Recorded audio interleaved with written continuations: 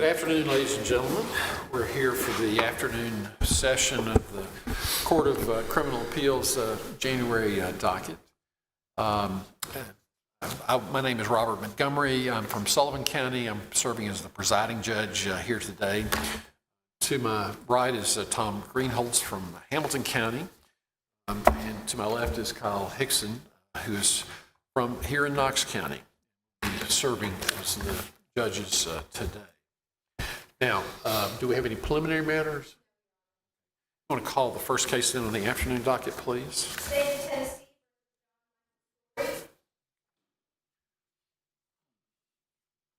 All right. Now, let me just remind parties that each side, there's one, what's the afternoon case that has 25 minutes? Again, okay, sorry. I'm running ahead of myself.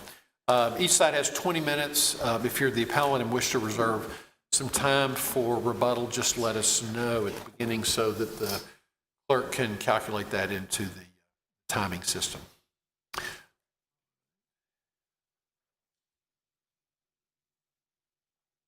Ready?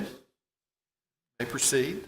May it please the court, T. Scott Jones for the appellant, and I always hazard to say my verbosity knows no bounds. Sometimes I'm better letting the written word speak than addressing the court, but I did feel it incumbent upon me to address a couple of issues for Mr. Storey.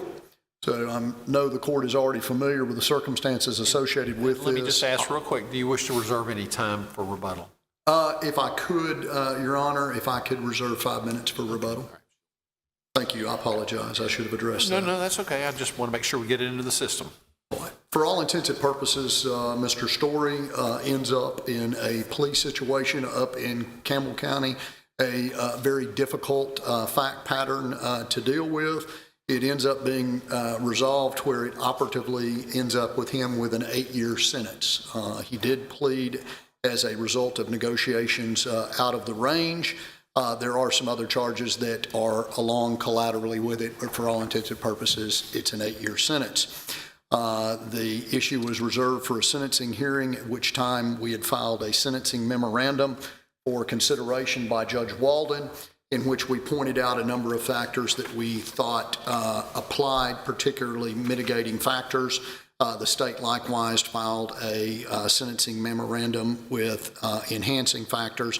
I thought of particular note was the fact that Mr. Storey did not have a criminal history, and so when looking at the factors that the code considers relative to determining sentencing, particularly alternative sentencing, I thought it was particularly harsh with regards to the applicability of the guidelines and basically the way that it was applied to Mr. Storey. In addition, Kelly Andrews, on behalf of the Tennessee Department of Corrections, had submitted a report and testified that he was a prime candidate for probation. That's part of the technical record. So that being said, obviously, any type of a death is something that has to be taken very serious. When we look at the enhancement factors that were applied, it was applied a little bit unusually because of the fact that basically it was the consideration under 4535-114-1 prior history. He did not have any criminal convictions. There's no question about that. He was a virgin as far as the old saying goes. He may not have been caught, but, he was there. So we kind of have that sort of gray area with regards to behavior. So I think that's kind of one of those equivocal type things. And then when we talk about the crime itself, as far as was the risk to life high, I think we all acknowledge as far as dealing with fentanyl. I mean, it is something that is abhorrent and concerning to our society. But then addressing the mitigating factors, when we look about the ones, the judge did choose to apply the assistive of authorities. However, he refused to apply the, I guess I call it the secondary assistive to authorities, where you provide names and things of that nature, which it just seemed a little bit incongruent with regards to the application of that. And then as far as the grounds, so to speak, that we argued about a defense or to justify actions with regards to it, it's pretty clear they're both drug addicts. It's unfortunate, and I do nothing to deprecate the loss of life of the deceased, but it's not a situation where this is an individual that's out there, quote unquote, selling drugs. It's two compatriots, best friends, literally matching tattoos, the whole 9 yards. They get involved in that. You look at the other sort of leftover number 13, any other factor with regards to that. The judge, I felt sort of what I respectfully would say heavy-handedly after a emotional appeal. The Attorney General's office sentenced Mr. Storey to 8 years in the Tennessee Department of Corrections. And obviously, we filed for relief associated with that. We addressed that at an additional hearing to reconsider sentencing, at which point in time that it appeared that the judge to us was relying upon the quote-unquote general deterrence. And that comes into play when we look at the record with regards to the fact that there had only been 7 fentanyl deaths out of 3,300 in the state of Tennessee. And so when you look at the percentage and then you talk about under Hooper, as far as when we're going to deter crimes, it's in a particular community. There's not just this, argument that there's just this sudden, outbreak up in Campbell County. And I think you've got basically a bootstrapping into general deterrence associated with that. In addition, I apologize. No, excuse me. With respect to Hooper, the special findings that a trial court has to make with respect to Hooper not apply when the trial court has other bases also for incarceration. Right. It seems to have been the case here where the trial court also imposed incarceration to avoid depreciation. Talk about this lack of finding with respect to because this is a case where there are findings other than further Hooper factors don't apply here, do they? Well, I respectfully, I would agree with you in the confine, if you confine it that way with regards to that. I mean, obviously the Hooper factors are basically need to deter crimes in a specific community, and obviously, incarceration could serve as a deterrent. I think in this particular situation, when you weight it, when we're talking about this risk of life, these are 2 drug addicts that are basically one supporting the other's habit. And under that type of situation, so I don't want to necessarily deprecate the death, but then when we look at the other factors that we weren't given, if you will, when I say given, the judge, in my opinion, did not consider them adequately with regards to mitigating factors. I think it is somewhat of a stretch to do that. And then the reason that I got back to the factors that I got back to when we did our Rule 35, and then the judge kind of expounded upon that with regards to what Judge Walden was finding, he seemed to rely primarily on a general deterrence type theory, and that's why I'm trying to address that.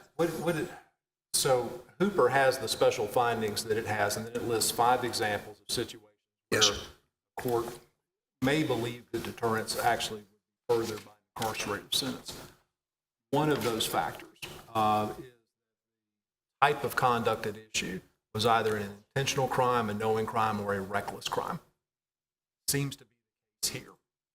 Second-degree murder, reckless crime, actually a knowing. One of the other factors, of course, is that the Hooper court makes specific mention where specific deterrence has not worked, maybe a more emphatic reminder. The court made a finding here that we had a long history of drug use. Well, we had respectfully drug use, but no drug convictions. So I'm sorry, I'm sort of ready to pounce on that issue. Hold on for just one moment, please. It is criminal behavior, not criminal conviction. So is this not a case where the trial court could rationally have thought that given the fact that specific deterrence had failed previously, that now a more emphatic reminder was? Well, I don't think there was any application of specific deterrence in the past because he'd had no involvement with the criminal court system to enable any type of specific deterrence. I mean, that being said, whether or not you say he skated on it or whatever, I hate to use sort of, if you will, street language with regards to the fact that he hadn't been quote unquote caught. I mean, they were both effectively drug addicts and they were engaging in drug type behavior. And so, albeit I would agree with you that were there to have been a jury trial and facts and circumstances were to have been found, obviously the prerequisites of second-degree murder could have been met. That was why it was resolved in the way that it was resolved, and it was resolved through plea negotiation. But then it is then, if you will, that used to sort of beat the guy over the head, so to speak, with regards to his acceptance of responsibility. And, one of the other things deals with remorse. And then when we look at the circumstances associated with the report from the Tennessee Department of Corrections, particularly them taking into consideration and actually providing that he was a prime candidate for probation. And so absent that, it seemed to me to be a stretch by the judge to get him to a point of incarceration, especially because we look at these, what are the alternatives to incarceration? Obviously, we have straight probation. We've got other state programs, split confinements. There are other things that could have been applied here that just simply weren't considered. And then when we brought that up and we pointed that out, arguably on the Rule 35, then we got into the general deterrence argument with regards to it. And I think that's, where I kind of go off with regards to it. And I don't want to go chase a red herring that was postulated by the trial judge. But when we talk about the general deterrence factor, I don't think you have general deterrence in this particular situation.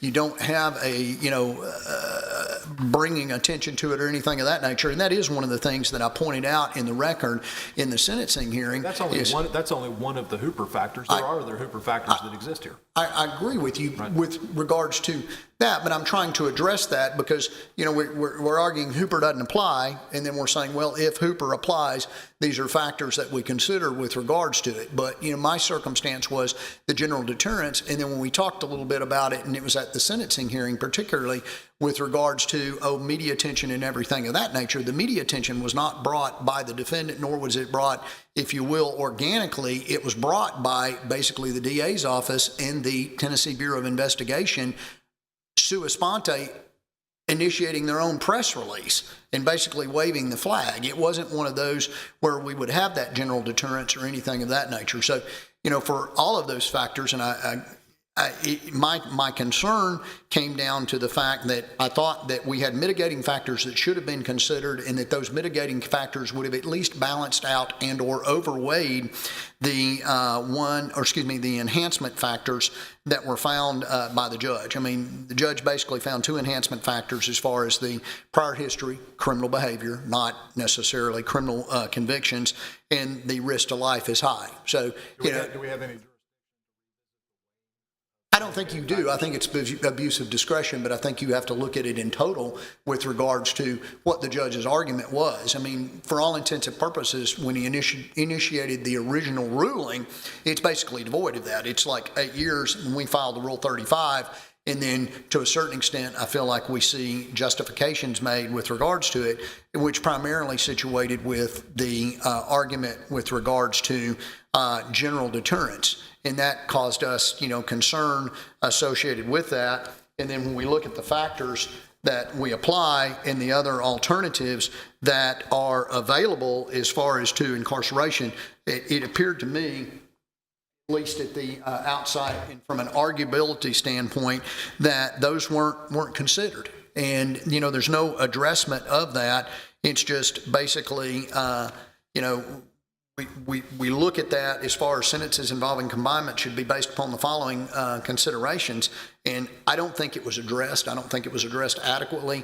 And I think especially when you have an individual with no prior criminal record, the first foray into it, two best friends, drug addicts. This isn't, Johnny bringing fentanyl down from Detroit and, smurfing it out there on the street. This is two best friends that are drug addicts that, it's just sort of luck of the draw that one of them rode the needle and it was a hot needle. I mean, that's this way that I see this, and I don't take away, and it's not a situation in which we had an individual, and this deals with the deprecation as far as the value of the life, because all life is valuable, this was his first time using or anything of that nature. So when I look at that as far as the high risk of life, I mean, unfortunately, when anyone engages in utilizing narcotic substances outside of prescription or direction of a qualified physician, then they are playing effectively Russian roulette with their own life.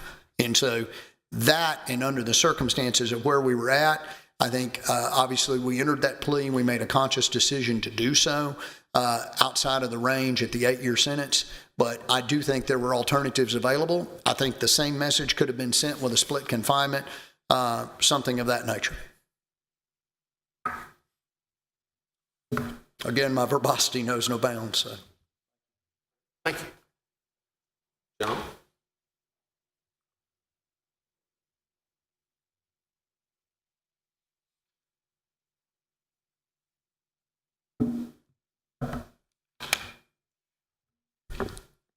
Good afternoon, Your Honors. Brooke Huppenthal, may it please the court, Brooke Huppenthal on behalf of the state. This court should affirm the trial court's judgments. The trial court, the defendant had agreed to serve an 8 to 10 year sentence, and he also left the manner of service for the trial court to determine. And ultimately, the trial court acted within its discretion to order confinement and to deny his Rule 35 motion for a reduced sentence. First, the trial court properly found that alternative sentencing was inappropriate in the defendant's case, and Judge Greenholz, as you mentioned, State versus Hooper specifically states that if the trial court finds not only that deterrence is a factor, but also that confinement was necessary to avoid depreciating the seriousness of the offense, that the Hooper would not apply in this instance because... Well, the special findings of Hooper would not need to be made. Yes, okay. Correct, Right. Yes. So help me with this then. What grounds did the trial court judge have for finding that incarceration was of the offense? What facts did the trial court rely upon to make that? So not only did the trial court find that publicity involved in this case would effectively deter other people, but specifically with regard to the need to avoid depreciating the seriousness of the offense. We have a death involved, but the crime by itself involves a death, right? Yes, Okay. Yes, that's correct. So, And so that probably wouldn't be well, I'm sorry, go ahead. No worries. The trial court also found that, as you mentioned, there was a death.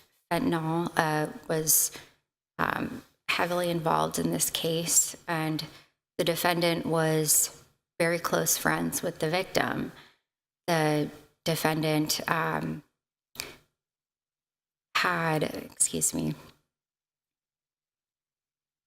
there was a lethal drug involved. It was becoming pervasive in the community, and it was really a great tragedy. And the trial court emphasized that the pervasiveness was a crucial factor in its consideration, and along with the relationship with the victim. What proof was there in the record of that it was pervasive in the community? Was that presented in the record?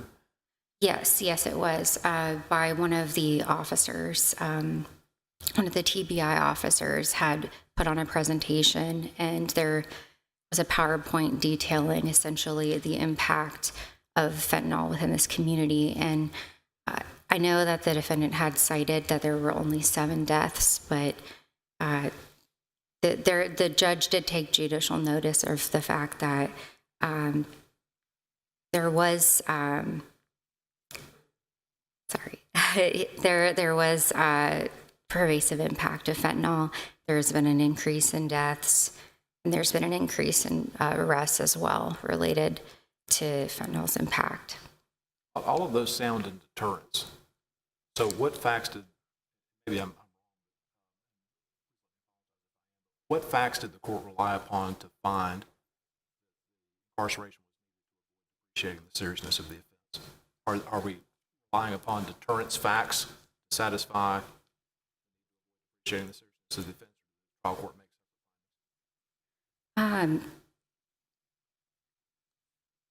The trial court had, in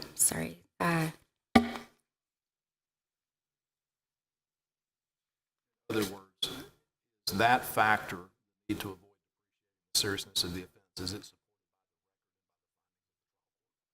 it's supported by the record. The trial court did specifically state that confinement was necessary to avoid depreciating the seriousness of the offense. what factors then that factor separate and apart from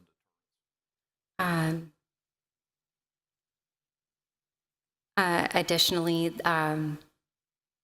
the defendant's lack of amenability to alternative sentencing, that was a pretty important factor. And it appeared that the defendant was continuing to possess fentanyl-laced pills, and he had also tested positive for marijuana, and he continued to use drugs and possess drugs even after the death of his friend. And so the circumstances in this case demonstrated that the defendant did not have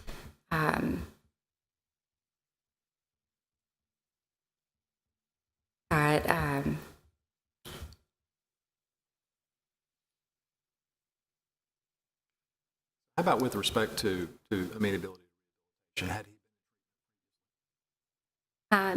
so he had attempted to go into treatment, from what I recall from the record, or I'm sorry, I'm not 100% aware of whether or not he was able to go into treatment previously, but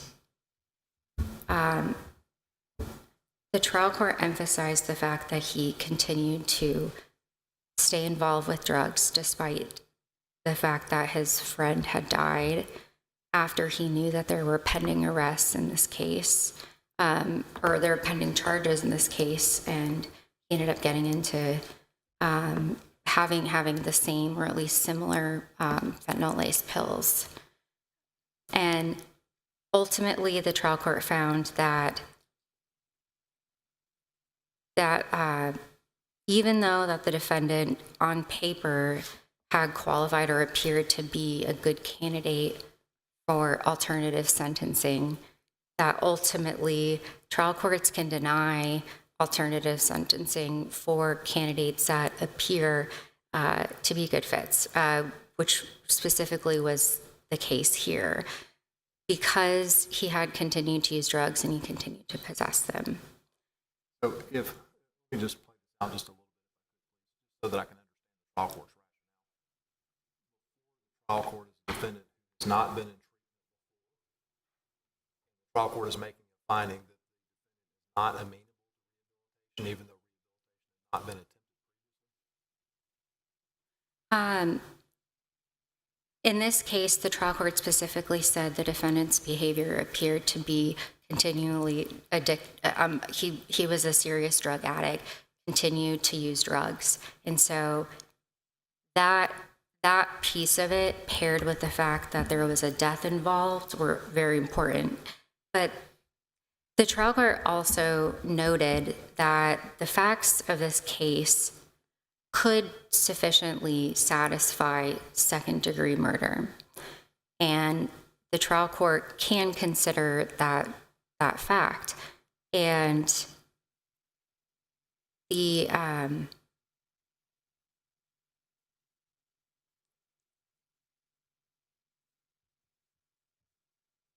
even though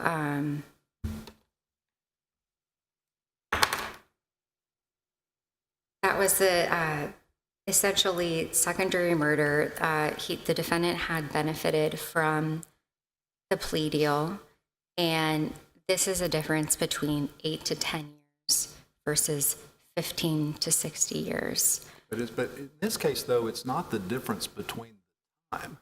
The time had already been agreed. Yes. What we're talking about here is the manner of service. So even though he could have gotten more time maybe on a conviction for second-degree murder, what we're really talking about here is whether an alternative sentence should be. So for an alternative sentence, we're looking at other factors, and those other factors are, do we have a long history of criminal conduct? So the incarceration is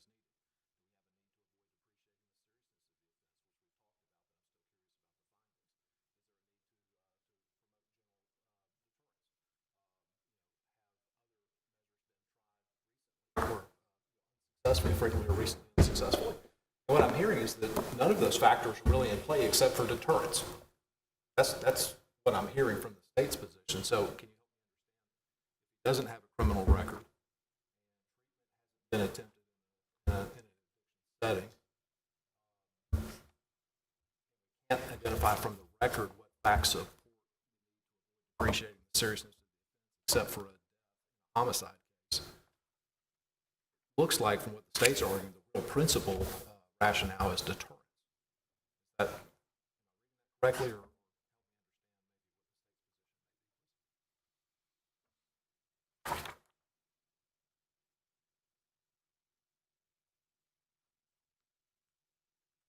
Ultimately, I think the biggest factor in terms of the necessity to avoid depreciating the seriousness of the offense was that there was a death here. It was a close friend. And So you cannot deny an alternative sentence based on the fact of a death in a homicide case, though. Would that be correct? There has to be other factors in addition to the death. Is that correct? yes, Okay. that's correct. So what factors did the trial court rely upon here, in addition to the fact of the death, finding that incarceration was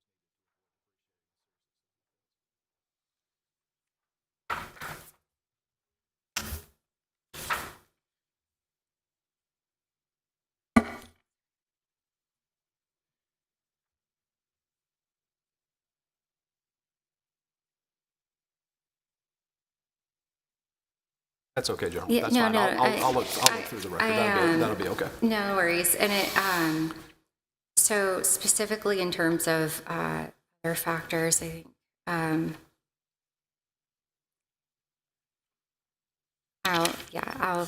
excuse me. That's fine, General. We'll take a look at it, certainly. Okay. Additionally, if there are no further questions as to the first issue, I'll move to the second. The trial court had also properly denied the defendant's Rule 35 motion.